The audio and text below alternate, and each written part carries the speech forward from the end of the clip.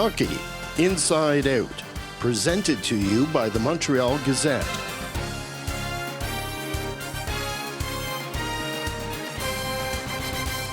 Welcome to the Hockey Inside Out Show. I'm Montreal Gazette sports editor Stu Cowan, joined by Chris Nyland, Jack Todd, and Jessica Resnack of TSN Radio 690. Chris, your old buddy Red Fisher used to have a line, "Show me the players." I'm wondering if this Tampa Bay series against Montreal, Canadiens down 2-0, is it a simple case of the Canadiens don't have the players to compete with Tampa Bay? Well, I don't know. They had the players to compete in this league, the National Hockey League, all year. They had an awesome record. We can say Carey Price did this and he did that and he held them in all year. We got that. We know they had a problem scoring goals all year.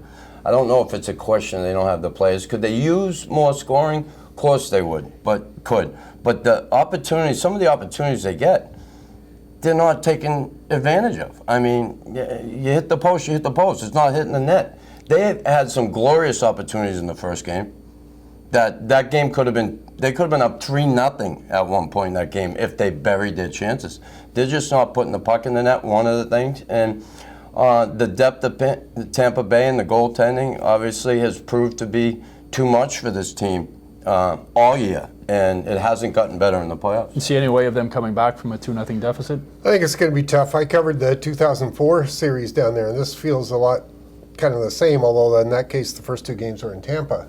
But with those two games, you know, with Martin St. Louis and Cavalier and Brad Richards, the Canadiens were just outclassed, and that's what this really feels like. I think they might steal a game there, but I don't see them doing more than that. Sweep possibility, Jess? I don't think there'll be a sweep, but I think I agree with Jack that they might be able to squeak one away. I have a feeling that this series will be done Saturday here in Montreal, unfortunately. But as you mentioned that, I think they do have the players that can keep up with Tampa Bay, but they're just not delivering right now. And a lot of times they've talked about, yeah, we're not scoring goals, but we're getting opportunities, so that's a good sign. But when you're in the playoffs, you don't have that time. That if you aren't turning those opportunities into goals, then they really don't mean anything. There's no finish.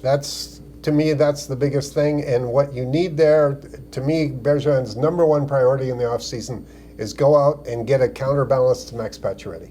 You need two guys who can do what Max does and put the puck in the net. And right now they have one, and it's killing them. And this power play has just become a joke. For sure. Opportunities, you got to capitalize on them. You don't, so what? They were opportunities. 1. 2, the power play. Abysmal power play.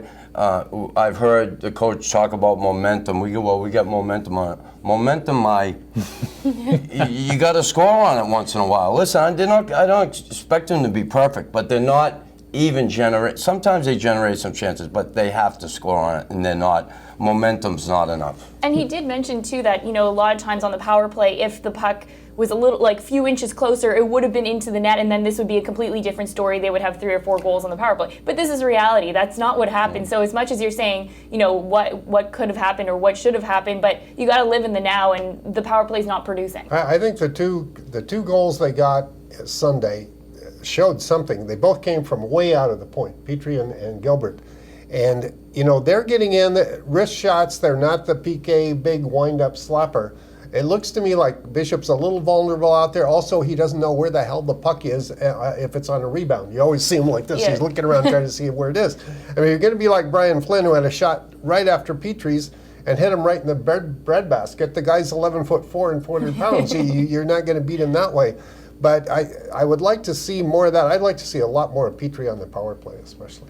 He seems to, he looks before he shoots, right? Not like PK just sort of winding up Petrie. He seems to pick a spot and fire it through. Yes, and you know, the whole thing with him, it was a quick shot. I think he's looking more past the defenders. He's trying to look for that lane to shoot in. It's difficult when you're out there in the point. You don't have a lot of time, and regardless of the guys setting up down low and they coming back out and getting in the shooting lane, the last thing a guy wants to do is hit someone in the pads and off on a breakaway. So the wrist shot is key, and you know, you don't need the big bullet every time from the point, and Petrie was proof of that. Now, Jack, if or when the Canadiens are eliminated, the heat's obviously going to come on Michel Therrien. This guy got 110 points in the regular season without a guy in the top 20 scoring. Is it a case of playing the cards you're dealt?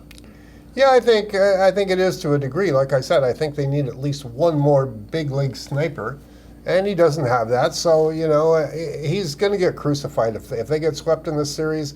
All the people have been shrieking all year that, you know, the dump and chase, the fact he can't coach the power play, all these things. I don't expect anything to happen. But there will be heat from the public. Do you see any chance of him losing his job if they go out, you think? I don't think this offseason, but it'll be the first, tick on the list of things that will add up that eventually leads to someone getting fired. And if they don't have a good start to the season, next season, I think then things are going to be a lot more heated around Montreal compared to, say, if they went again to the conference final, or if they played a really good second round against Tampa Bay and ended up losing in a Game 7. But I think this will be the first thing that you would write down on the notepad that will eventually maybe lead to his downfall. Now, Michel Therrien seems to be a calmer guy behind the bench, Chris. In the room, maybe he's still a bit of a hard-ass type thing. Do you think that his style might wear off, like the players might tune him out at one point? Yeah, it could, very well could. All coaches have that shelf life, but if you're not a good communicator, I don't know, I've only seen him on 24C Ash. I've heard some things about him, some of the things he says to players, which I don't care for, I could only imagine sitting there and having him rip into me, for confrontation. But again, listen, players deserve to get put in their place at times. I think today's player you have to communicate so much better with them and work with them. And you know what? You're trying to get the most out of guys. I think it works better to be positive, be able to show someone what they're doing wrong if you have to show them on the tape, and then show them when they're doing it right.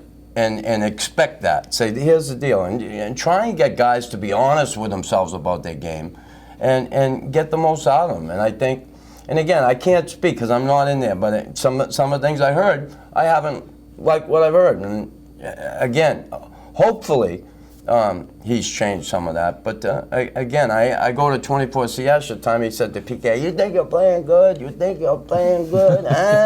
Like, it's like, okay, but it's almost like he was showing him up there, like instead of like being a coach and sitting down and saying, hey, here's the deal. And you know what? Two coaches, they only give a guy so much rope, and after a while, man, I mean, maybe he's told PK 20 times that, he wanted to play a certain way and he's not doing it, and that was the end of his rope. But who knows? We'll be right back after a short break, and we'll talk a bit about Brandon Prust's comments about the refereeing in the NHL.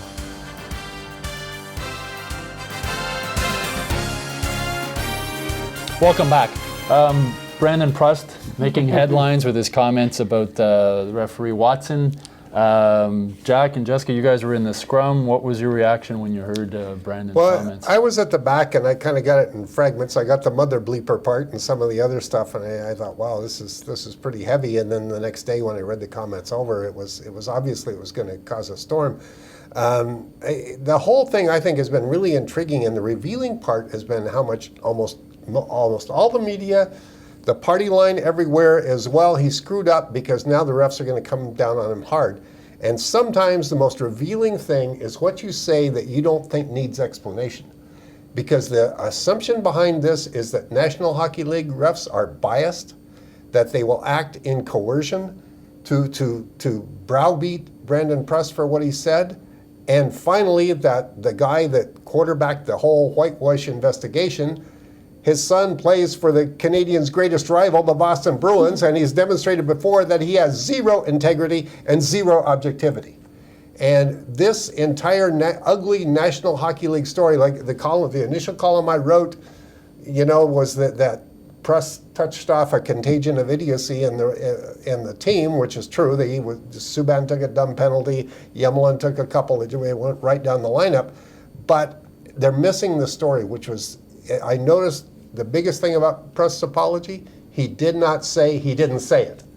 Well, that's a lot of times, I don't like the argument that they're saying, what was said on the ice stays on the ice. If something wrong is said on the ice, then it should be made public, and it should be something that's addressed to fix the game so it's refereed in the best, most subjective way possible. Yeah. That I don't think it's necessarily fair that now because Prust said something that, we don't know at the end of the day if it's true or not, but that there's no way to prove otherwise at the moment, that they didn't release a tape and said, look, this is what it is, that I think, you should as a player have the right to say something was done to me that was not correct, and people should know about it. What was your reaction? Chris, you've been there post-game, the heat, the emotion. Yeah, everybody knows what they would do, right, in that situation. Everybody knows what they do in the situation with Braden Coben, what happened there after Prust took the stick between the legs pretty hard. and he decides to do something about it. And I know you're supposed to be disciplined. It's the playoffs. And I don't like what Coben did either, and didn't accept the invitation. To me, a big, rough, tough former Philadelphia Flyer puts his tail between his legs. To me, that was brutal what he did. He should have accepted the invitation and went with him. 1. 2, what Brandon Press said after the game, I don't agree with. I wouldn't have said it.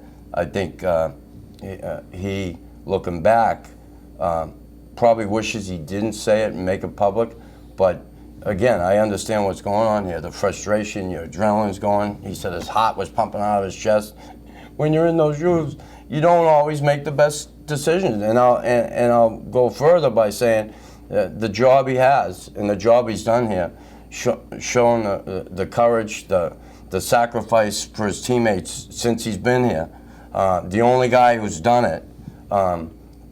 Sometimes you have to take the good with the bad, and a guy like that's going to make some mistakes. And they killed it off. You know what bothers me is in a playoff game, especially with a guy like Prest, he's an emotional guy, everything. The referees are supposed to be cool-headed. Oh, yeah. Objective. Was very unprofessional what he did. Pointing the finger at him. The referee acted like he had a playoff game on the line. I'm sorry, butthead, but you're out there to keep this stuff calm, not to throw oil on the fire. Mm-hmm. Yeah. Is this a time when you think the Canadiens need a captain? I think it would help, especially the 2 veteran assistant captains that they have now with Andrei Markov and Thomas Plekanec. That they're 2 guys that are very respected on the team. They lead by example, but I don't think they're the kind of guys that are in the room that will give those big speeches that you kind of need in a time like this.